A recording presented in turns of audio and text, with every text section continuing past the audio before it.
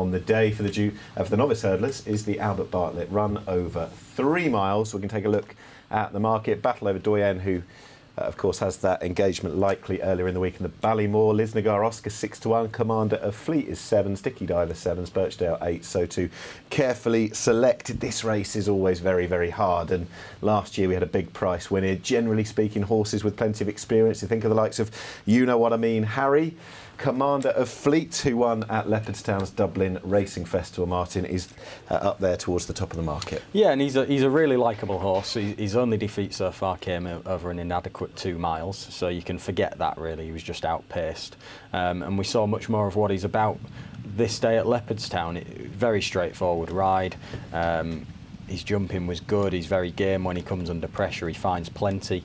This was 2 3/4 miles, and I would think the way that he won this, I would be of the view that the longer distance in an Albert Bartlett will suit him well. Just keep an eye on Relegate, last year's champion bumper winner, white cap in behind and the black colours. The mare, yeah. She finishes off a race very strongly. Now, she did get behind, and that was as a result of some sloppy jumping. She needs to sort that out, but she's got plenty of ability, and looking at the way she finished off, you'd be thinking she'll definitely stay. And look at the way she finished off in that champion bumper last year. She came from absolutely nowhere, didn't she? She did. She needs to jump a lot better, though. So, Commander of Fleet, Dave? Well, I was there and I was impressed with it. Well, I don't think he was very strong in the market from memory, but I stood as they came past, and Relegate was the one that was finishing after that. So you clearly have to take note, given that it's successful at Cheltenham, albeit on the flat.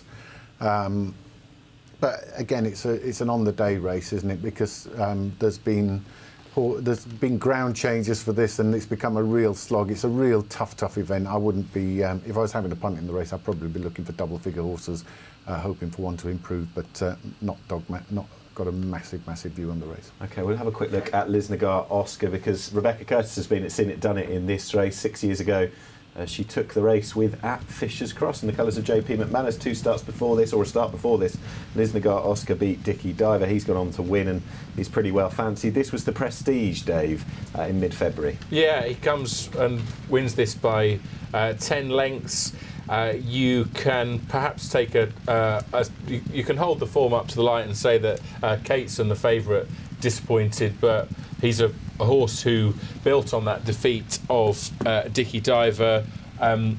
Rebecca Curtis was adamant beforehand that 3 miles would see this horse in a much better light when he beat the Nicky Henderson horse at Chepstow. That horse has since dotted up on his next run. So yeah, there's much to like. I mean, she said that about Lisnagar Oscar that this horse compares very favourably with at Fisher's Cross, who at the time went in there on an unbeaten sequence, was I think quite a strong favourite that day. He beat the new one on trials day. Didn't exactly come out of the blue, and so yeah, you know, it's interesting that she has that view of Lisnagar Oscar, and it's hard to disagree, I think. Yeah, Haddo Phelan's boy ran really well in the RSA as well. We'll have a quick look at the betting then, just to recap.